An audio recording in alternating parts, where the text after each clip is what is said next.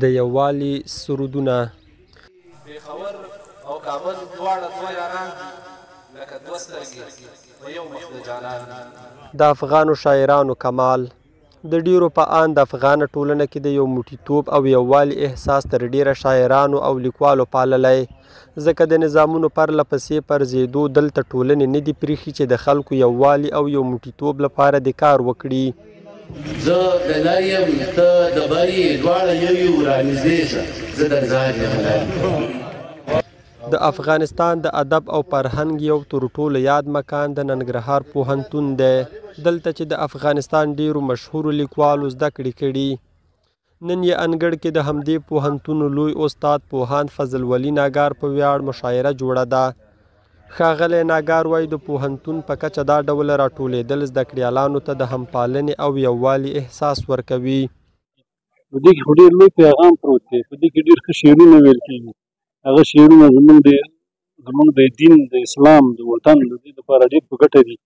د دې مشاعرو ارزښت ډېر زیات دی او دا زموږ د ځوانانو لپاره، زموږ د وطن لپاره، د آینده نسل لپاره پیغامونه لري او انشاءالله همداسې به په مخ کې وړو چې څومره کېږي هغومره به ضرورت وي. او بیا پوهنتون کې خو ډېر ضرورت و، ځکه دا خو یو فکري او نظریاتي ځای دی. د دې ځای نه موږ ځوانان ټولنې له وړاندې کوو. چې رڼا رڼا رڼا تیاره وطن شي، دې وطن ته د تعلیم څراغ ضرور دی. مور میړه مریضه پوهنتون ته ځم 200 روپۍ راسره پاتې دي.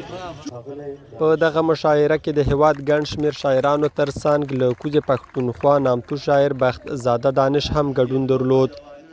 زه د تورخم نه چې خوسته پورې په پوره لاره تللی وم، هم زه ډېر خوشحاله تللی وم. واپس هم چې د ننګرهار راغلی نو زه لمحه په لمحه قدم په قدم په هر ځای کې خلک ډېر دروند نسبت کوي، زه ډېر خوشحاله یم. او بیا دویمه خبره چې دا مشاعرې ما مخکې هم دا خبرې کړې، دا زه اوس هم دا خبره کوم چې انشاءالله تعالی ادب شاعري دا موږ یو بل ته نور هم نږدې کېږي. نو خوشحاله یم او ډېر زیات خوشحاله یم.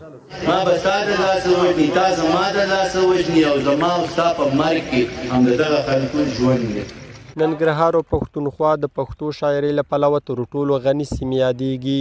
د لر او بر پښتنو د یووالي او پښتونستان د ارمانجن ارواښاد ملنګ جان وروستی تمځای همدلته د ننګرهار پوهنتون په 100 کیلومترۍ کې د بهسودو په ولسوالۍ کې دی.